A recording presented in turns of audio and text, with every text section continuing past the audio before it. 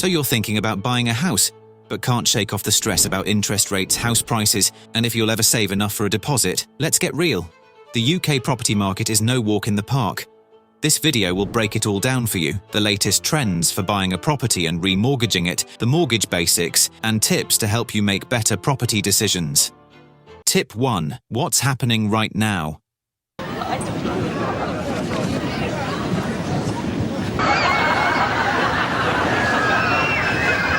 Here's the deal. The property market has been a bit of a roller coaster. Interest rates rose 14 times between 2021 and 2023, peaking at 5.25%. But there's good news, they've started to come down, and the Bank of England has currently set the rate at 4.75% as of January 2025. What does this mean for you? Mortgages are still pricier than a few years ago. But with rates slowly easing, there's hope for better deals ahead. House prices are still high, but rising more slowly, making it slightly easier, though still costly, for first-time buyers. Add the cost of living crisis to the mix and it's like a financial hurricane. That's why many people are staying put, renovating instead of moving, or using government schemes to get on the ladder. Tip 2. Interest rates, fixed or variable. One of the toughest questions property buyers face is the choice between a fixed or variable mortgage. Here's the lowdown of why it tends to get tricky. If you choose a fixed-rate mortgage, your interest rate for 2 or 5 years would be locked, meaning it doesn't fluctuate with market circumstances. Good thing about it is it's locked in and great for budgeting. On the other hand, if you choose to go with a variable-rate mortgage, your interest rate will change with the Bank of England's rates. They can go down, but also up, yikes. If you like being grounded, then fixed rates are your friend. But if you're okay with a little risk and think rates will drop, variable rates might be worth considering. If you're getting into property, plan as though rates could spike. Lenders stress test for it, so it's worth doing the same. Tip 3. How much deposit do you need? So, we all know saving for a deposit can feel impossible. But here's the good news. A few smart moves can give you a serious edge. First, most first-time buyers need to save at least 5 to 10% of the property price. For a £250,000 home, that means setting aside between £12,500 and £25,000.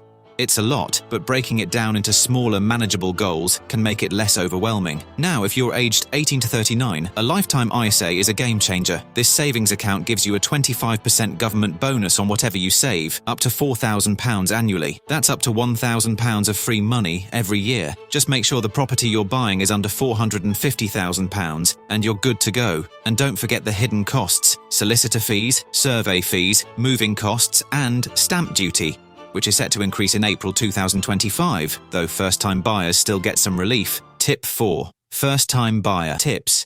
Thinking about stepping onto the property ladder for the first time? It's no walk in the park, but it's doable. One option is shared ownership, where you purchase a percentage of the property, for example, 25%, and pay rent on the remainder. While it's easier on the wallet up front, be cautious. Terms like service charges and resale restrictions can add up, making it less appealing in the long run. You can also make use of budget planners apps like Monzo and tools like You Need a Budget, YNAB. So, before applying for a mortgage, map out your finances because lenders will scrutinize your spending habits, so avoid overdrafts, gambling, or anything that might raise eyebrows in the 6 months before applying. Shop around for mortgage deals. The first mortgage offer you get isn't always the best. Use comparison websites or a mortgage advisor to find deals that suit your financial situation. Check your credit score. Your credit score plays a big role in your mortgage offer. If it's low, take steps to improve it before applying. Pay off small debts or correct any errors on your credit report. Save beyond the deposit. It's easy to focus on saving for a deposit, but don't forget about other costs, such as stamp duty, legal fees, and moving expenses. A little extra saved up can make a big difference. Tip 5. Stay ahead by remortgaging. So if you're already a homeowner and thinking of remortgaging, here's an action plan you could try.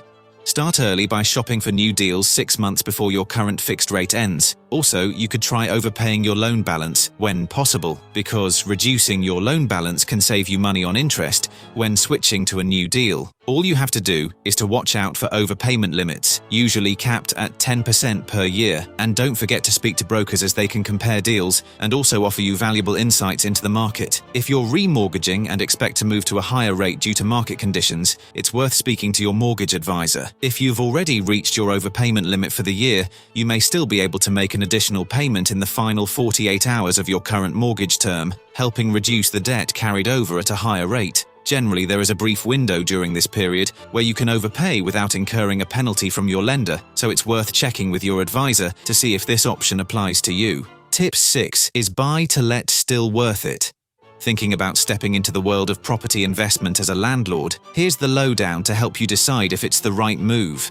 First up, deposits and fees. For buy-to-let properties, you'll need a bigger deposit than you would for a residential mortgage. Think 20 to 25% of the property's value, add in higher stamp duty rates and setup fees, and the upfront costs can stack up fast. Next, tax changes. Only the first £1,000 of rental income is tax-free. Anything beyond that gets added to your taxable income. Plus, when it's time to sell, you'll face higher capital gains tax rates, which can take a chunk out of your profits. Finally, think about your target audience. Are you renting to families? If so, focus on homes near good schools and parks. Renting to professionals? Look for properties with excellent transport links and amenities nearby. By the way, it's worth noting that landlords now face more regulations and costs, so weigh the pros and cons carefully. Tip 7. Protect yourself. Buying a home is a big milestone, but it's not just about getting the keys. It's about protecting your investment for the long haul. Here's how to make sure you're covered. Firstly, you have to have building insurance. This is a must-have if you're taking out a mortgage. It covers the structure of your home against things like fires, floods, and other unexpected damages. Next up is contents insurance. This is because your belongings matter too. From furniture to electronics, this protects your stuff if it's damaged or stolen. And finally, life insurance is important. This is so if something happens to you, your mortgage is sure to be paid off, so your family isn't left with the financial burden. Decreasing term assurance is a cost-effective option that aligns with your mortgage balance. But for landlords, it's a whole different ballgame. From liability insurance, which protects you if a tenant or visitor gets injured on your property, to loss of rent cover, which ensures you don't lose out on rental income if your property becomes uninhabitable due to damage. So, now you know, the property market in 2025 is full of challenges. Whether you're a first-time buyer, remortgaging, or eyeing a buy-to-let property, the key to getting through them all is preparation. Owning a home can feel overwhelming, but with the right plan, it's within reach. Ready to take the next step? If you enjoyed this video, watch Top Money Hacks from Advisors video next, link in description, to learn how to build wealth and grow your cash. Don't miss out on the practical steps you can take today to secure your financial future. See you in the next one.